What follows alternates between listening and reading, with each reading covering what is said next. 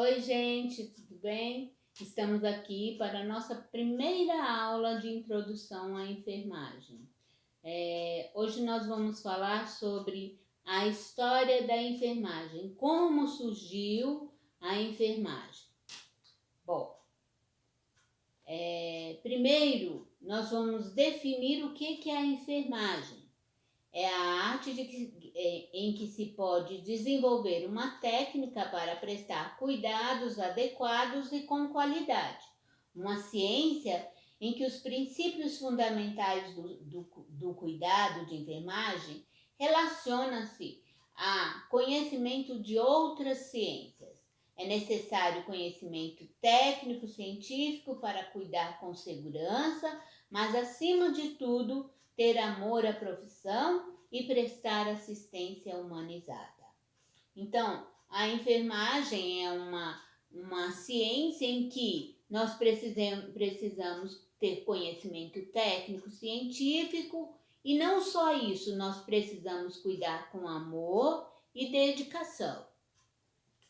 Bom, segundo Wanda de Aguiar Horta, que era uma teorista de necessidades humanas básicas, enfermagem é a ciência e a arte de assistir o ser humano, indivíduo, família e comunidade, no atendimento às suas necessidades básicas, de torná-lo independente dessa assistência quando possível, pelo ensino do autocuidado, recuperar, manter e promover sua saúde em colaboração de uma equipe multiprofissional. Então, a enfermagem ela não trabalha sozinha, ela depende do médico, ela depende do pessoal da higiene, ela precisa do pessoal da Copa. Então, nós somos uma equipe multiprofissional e que estamos trabalhando em prol ao nosso paciente.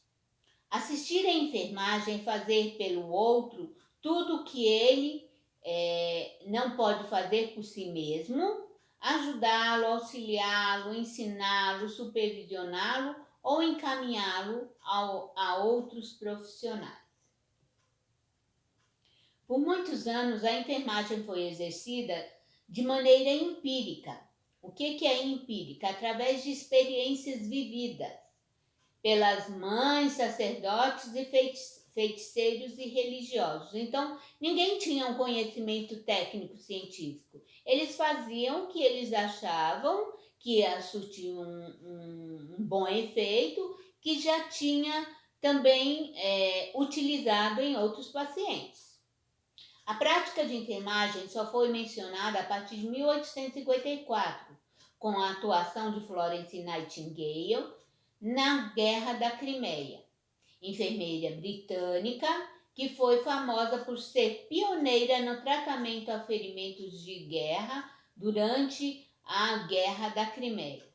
Florence nasceu em 12 de maio de 1820 e em Florença, ganhando o nome de sua cidade em inglês, e também em uma família rica e bem relacionada. Bom, o pai de Florence considerava-se progressista em relação à educação das mulheres e melhores condições na sociedade. Com isso, ensinou a Nightingale diversos idiomas como alemão, francês, latim e também matemática, música, história e religião. E isso serviu como instrumento de trabalho durante a sua profissão. Mesmo vivendo em uma família rica, Florence não queria seguir os padrões sociais da época para a alta sociedade. A jovem visitava moradores de aldeias vizinhas que estavam doentes e em precárias condições, o que lhe despertou a satisfação com o tratamento dessas pessoas. Então, Florence, ela nasceu numa época errada, na verdade, né? Então, ela era rebelde e ela não aceitava as condições que a sociedade lhe impunha. Ela não queria se casar, naquela época as mulheres já tinha, antes de nascer, já tinha um noivo prometido e ela não queria nada disso. Inclusive, ela foi noiva e acabou desmanchando o noivado porque ela queria seguir a profissão na enfermagem. Bom, em 1845 se tornou a maior defensora de melhorias no tratamento médico e teve apoio de Charles Villes, presidente do Comitê de Leis para os Pobres. Foi também convidada a fazer parte do comitê. Em 1845, aos 14 anos, rebelou-se contra o papel convencional para as mulheres que seria tornar-se esposa submissa. Ela concluiu que cuidar dos enfermos era sua vocação, o que relatou em suas obras como sendo um chamado de Deus. Tal decisão foi aceita pela família, não foi aceita pela família, pois tradicionalmente a enfermagem era exercida por mulheres ajudantes em hospitais ou acompanhando exércitos e muitas vezes trabalhando como cozinheiras ou prostitutas. Então, naquela época, as prostitutas também cuidavam dos enfermos. Em 1846, após a visita ao hospital Kaiser Verde, ficou impressionada com a qualidade, dedicação, compromisso dos médicos e dos enfermeiros que lá trabalhavam. Isso a deixou mais forte em sua decisão e iniciou sua jornada como estagiária. Bom, ela rompeu relacionamento com a família e começou a sua trajetória. O seu primeiro trabalho foi neste hospital. A contribuição mais famosa de Florence foi durante a Guerra da Crimeia, quando começaram a chegar relatos das condições horríveis dos feridos de guerra. E em 1854, no mês de outubro, Florence resolveu treinar 38 enfermeiras voluntárias, inclusive sua tia May Smith partiram para a Guerra da Crimeia. A enfermaria da guerra encontrava-se em situação precária, sem vestimenta limpa, sem água potável e alimentação, esgoto a céu aberto, com um porão infestado por ratos e insetos sem conforto, sem medicamentos e sem assistência suficiente. Bom, em vários casos, também existiam vários casos de infecção pós-operatória, tinham casos também de tifo, que é doença bacteriana disseminada por piolhos ou pulgas, e cólera, que é uma doença intestinal transmitida por alimento ou água contaminada. Então a situação era realmente precária e desumana. Bom, com seu conhecimento profissional adquirido durante sua trajetória, Florence enfatizou a importância da lavagem das mãos, reforçou a limpeza do local, expôs os militares ao ar fresco, criou um plano de alimentação adequado e a cada tipo de doente e também colocou-os para fazer o repouso. Florence teve uma difícil missão, atendia os feridos durante as noites com lamparina ou lampião. Então, eram noites e noites acordadas, ela quase não dormia, ela não tinha tempo nem para se alimentar, mas ela estava sempre cuidando dos seus feridos. Devido a esse ato, ficou conhecida como Dama da Lâmpada, hoje símbolo da enfermagem. Florence e sua equipe conseguiu diminuir o índice de mortalidade de 42,7% para 2,2%, o que rendeu a ela conhecimento internacional. Bom, então o índice de mortalidade era muito grande e com esses atos, com esses procedimentos, com essas atitudes de Florence, ela conseguiu diminuir aí um índice de mortalidade que era muito grande, 42,7%, para 2,2%, ou seja, isso era quase nada. Com este reconhecimento, foi convidada a organizar hospitais militares junto com 32 enfermeiras. Em 1857, Florence retornou à Inglaterra como heroína e, segundo a BBC, era provavelmente mais famosa que a rainha Vitória, que essa época era chamada Era Vitoriana. Em 1883, a rainha Vitória concedeu a Florence a Cruz Vermelha Real e em 1907 se tornou a primeira mulher a receber a Ordem do Mérito. Então era muito difícil o reconhecimento do trabalho de uma mulher naquela época. Então Florence ela recebeu a medalha da Cruz Vermelha e a medalha de honra ao mérito. Em 1860, Florence fundou a primeira escola de enfermagem, que era formada por mulheres ricas, chamadas Ladies Nurses, e por mulheres mais pobres, as nurses, determinando 3 normas essenciais: que a direção das escolas, que a escola fosse por uma enfermeira, e o ensino metódico, ou seja, específico para a enfermagem. Seleção das candidatas sob o ponto de vista intelectual, moral e aptidão profissional. Este novo método foi adotado em todos os países. Bom, Florence Nightingale morreu em 13 de agosto de 1910, em Londres, aos 90 anos.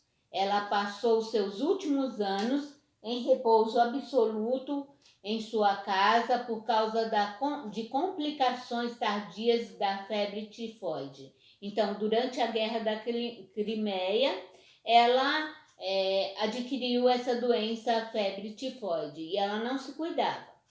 E ela acabou morrendo por complicações por causa dessa doença.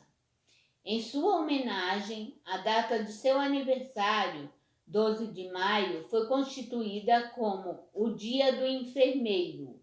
No Brasil, comemora-se a Semana da Enfermagem no período de 12 a 20 de maio. Então, é comemorado o Dia do Auxiliar de Enfermagem e Técnico de Enfermagem e o Dia do Enfermeiro durante essa Semana da Enfermagem.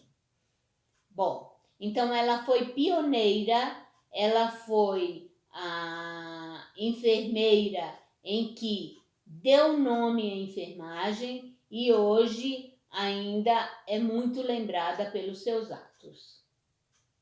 No Brasil, a enfermagem foi exercida por muitos anos pelos religiosos, voluntários e outros leigos. E no século XIX, durante a Guerra da Crimeia, Ana Nery, uma senhora baiana viúva, foi voluntária na Guerra Brasil-Paraguai, pois seus 2 filhos já haviam sido convocados para a guerra. Foi cognominada Mãe dos Brasileiros, devido ao seu trabalho junto aos feridos de guerra. Então, Ana Nery, ela ficou viúva, criou os seus filhos e seus filhos foram para o exército. E lá eles foram convocados para irem para a guerra. Também seus irmãos. Bom, a sua família toda já eram só essas pessoas.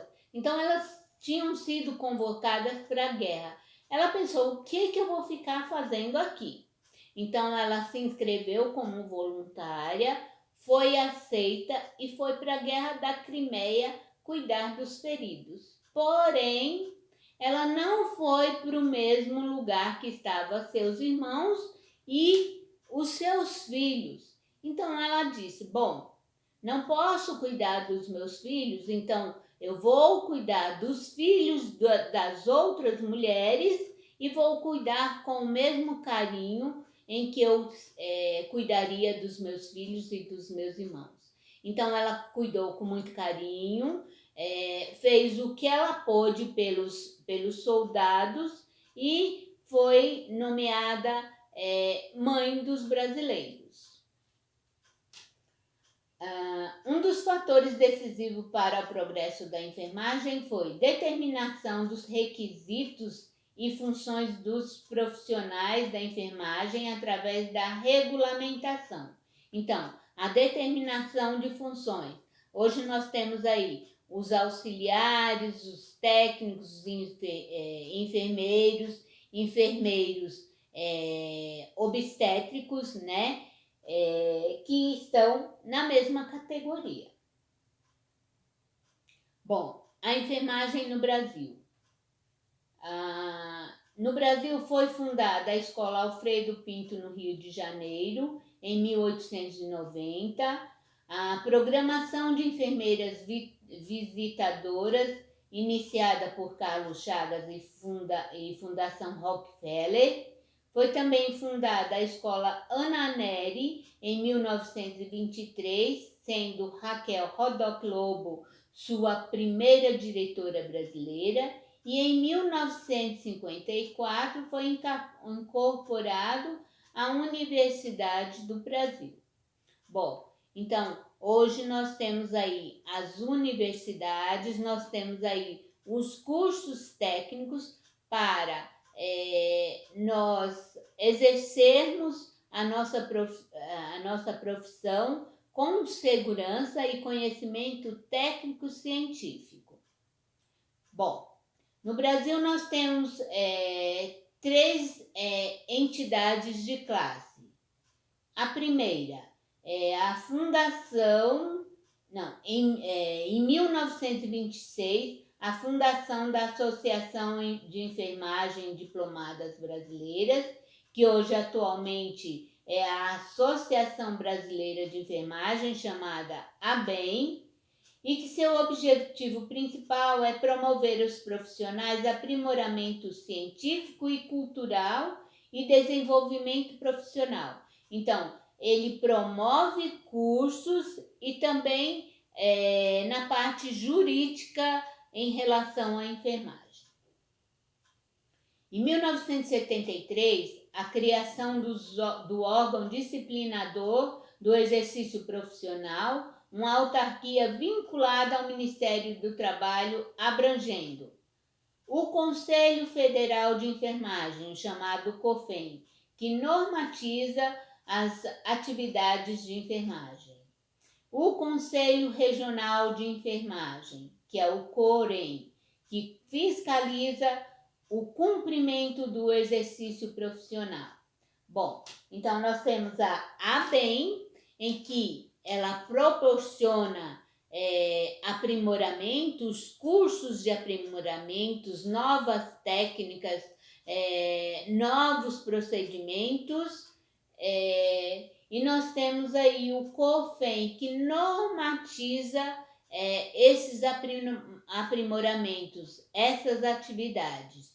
Nós temos aí também o nosso COREN, que ele fiscaliza o cumprimento do exercício profissional. Então, a ABEM, ela proporciona cursos de aprimoramentos, o COFEN, ele normaliza, ou seja, ele autoriza estes aprimoramentos. Por exemplo, se a gente tem um caso de um índice grande de erros de medicações, de procedimentos que acabam prejudicando o nosso paciente, levando até a morte. Então, a ABEM entra em ação, ela vai estudar, ver o que está errado, se é necessário entrar com novas técnicas, aprimorar técnicas e vai passar lá para o COFEM. O COFEM, por sua vez, ele vai estudar esses aprimoramentos e vai autorizar e vai passar para o COREM. O COREM ele vai distribuir para as instituições, dar um tempo para que essas instituições se adaptem a essas novas técnicas, a estes profissionais também, não só as instituições, mas a estes profissionais, e depois ela passa fiscalizando para ver se estão sendo exercidas essas atividades. Também o COREM ele fiscaliza as instituições em relação a abusos, né, dessas instituições em relação aos profissionais. Por exemplo, grande número de pacientes, muitas horas de trabalho. Então, ela vem, fiscaliza e vai punir essas instituições e, no caso também, se funcionários estão fazendo atividades que não é da sua categoria, ele também vai punir esses funcionários, tá? Bom, quais são as punições? Vai depender do grau de gravidade dessas atitudes, né? Pode ser aí só uma advertência, pode ser uma suspensão e pode ser ter a cassação do seu COREM, ou seja, você vai perder o direito de exercer a sua profissão. Bom, as inscrições são obrigatórias para enfermeiros, técnicos e auxiliares de enfermagem. Os conselhos atuam como poder executivo e poder legislativo, elaborando as normas disciplinares que possuem força de lei para os inscritos no conselho. E poder judiciário, julgando profissionais em processos éticos que transgridem as normas do Código de Ética do COFEM. E tem também o sindicato, que é o órgão que representa e reivindica pelos associados. Então, o sindicato é como o sindicato de outras profissões. Ele está sempre reivindicando os direitos dos trabalhadores. Em relação ao COREM, você precisa fazer o seu registro no Conselho Regional de Enfermagem.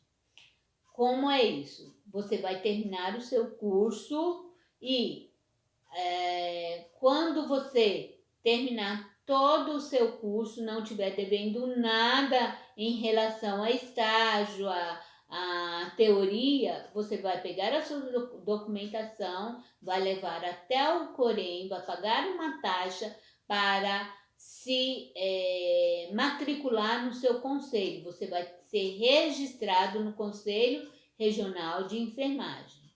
E lá eles vão te dar um número de inscrição, que é o seu COREM.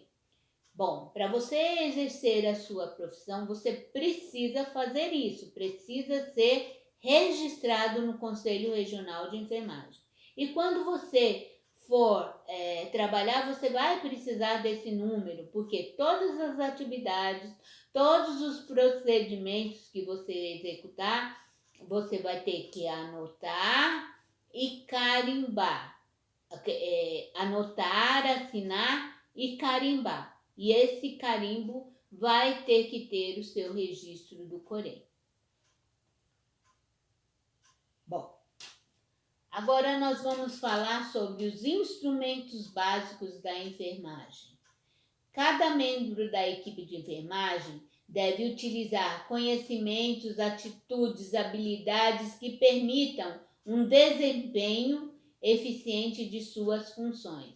Então, os nossos instrumentos de enfermagem não é a seringa, a agulha, o esparadrapo. Vamos ver o que é. Empregam-se estes instrumentos em maior ou menor grau de acordo com a complexidade das funções de cada um, mas todos os instrumentos devem ser reservados durante o trabalho.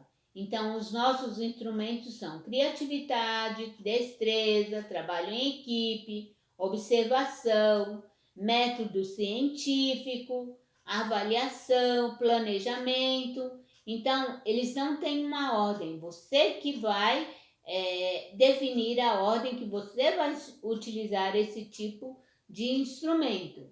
E eles estão sempre interligados. Vamos falar um pouquinho de cada um. Bom, observação. Utiliza-se todos os órgãos do sentido: visão, audição, olfato, tato, degustação. Uma observação objetiva baseia-se em conhecimentos científicos, portanto, o profissional deve adquirir conhecimentos que levem a compreender o que observa.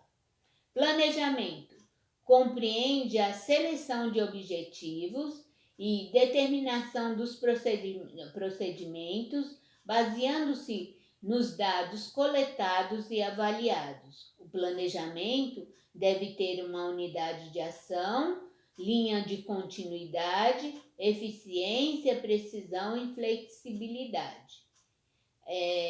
Então, por exemplo, nós da enfermagem, quando nós iniciamos o nosso plantão, primeiro nós vamos receber o plantão, ou seja, a pessoa que estava no plantão anterior, ela vai te passar tudo o que ocorreu com o seu paciente. Então, você vai ouvir, você vai analisar, né, que seria a observação, e vai fazer o seu planejamento de trabalho, ou seja, como eu vou cuidar do meu paciente, como vai ser o meu plantão. Se você fizer um bom planejamento do seu plantão, você vai conseguir levar o seu plantão com tranquilidade. Bom, resolução de problemas. Perante um problema observado, deve-se defini-lo, apontar soluções práticas, submeter essas soluções a uma apreciação de cuidados de enfermagem e outros. Aplicação de princípios científicos. Utiliza-se nos dados coletados e avaliados. O planejamento deve ter uma linha de ação, linha de continuidade, eficiência, precisão e flexibilidade.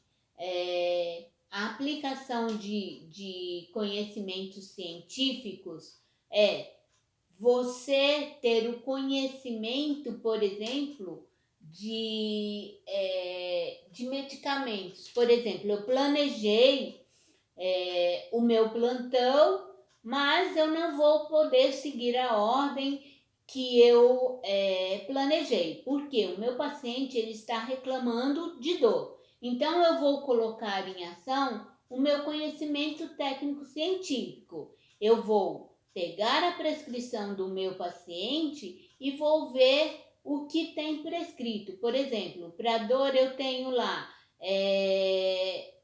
dipirona, EV, que é endovenoso, se necessário. Ou seja, se o meu paciente tem febre ou se ele tem dor. Então, esse é meu conhecimento técnico-científico. Eu sei que dipirona ele é um analgésico e um antitérmico. Bom, avaliação. Através da observação, faz-se a apreciação e o controle daquilo que foi planejado, da qualidade e da quantidade de trabalho executado. A avaliação deve ser objetiva e contínua. Então, eu vou avaliar todo o meu plantão, por exemplo. Como foi o meu plantão? Tudo que eu planejei deu certo? Então, eu vou fazer a minha avaliação do meu plantão. Se deu tudo certo, eu sei que eu posso amanhã fazer o meu planejamento na linha de raciocínio que eu tive hoje. Então, eu vou avaliar se foi eficiente o meu planejamento, se eu posso continuar com essa linha de raciocínio, com essa linha de procedimentos. Se não, eu vou voltar e vou fazer um outro planejamento. Bom, criatividade. É importante no atendimento individual aos pacientes e visa a resolução de determinados problemas. Para demonstrá-lo, é necessário segurança psicológica, sensibilidade às mudanças, flexibilidade e autenticidade. Bom, então a criatividade. Nós sempre falamos, enfermagem é criatividade. Às vezes nós não temos todo o material para se trabalhar, mas eu preciso prestar os cuidados ao meu paciente. Vou dar um exemplo. Bom, eu tenho um paciente que está com uma ferida e eu preciso fazer um curativo. Bom, eu não tenho material para eu fazer esse curativo. Por exemplo, um material cirúrgico, um equipamento, pinças para eu fazer esse curativo. Mas espera aí, eu tenho luvas estéreo, luva cirúrgica. Eu posso fazer um curativo sem as pinças. Eu vou usar as minhas mãos como pinça e vou fazer um curativo adequado, um curativo estéreo, né? Porque a minha mão é contaminada, porém eu estou calçando luva estéreo, que é a luva cirúrgica. Então, isso é criatividade. Por exemplo, eu tenho um paciente em que isso ocorreu comigo. Eu tinha um paciente, eu fui acompanhar um estágio em que um paciente ele necessitava de grades. Era uma casa de repouso, porém não tinha grades, porque na casa de repouso geralmente é uma cama comum. Então, o que nós fizemos? Nós pegamos o estrado de 2 camas e amarramos na cama para servir de grade. Não ficou bonito, porém o meu paciente ficou seguro. Então, nós precisamos ter criatividade e termos também a consciência. Eu não estou fazendo mal ao meu paciente, eu estou fazendo bem, eu estou protegendo o meu paciente. Então, a enfermagem é criatividade. Bom, comunicação é um mecanismo pelo qual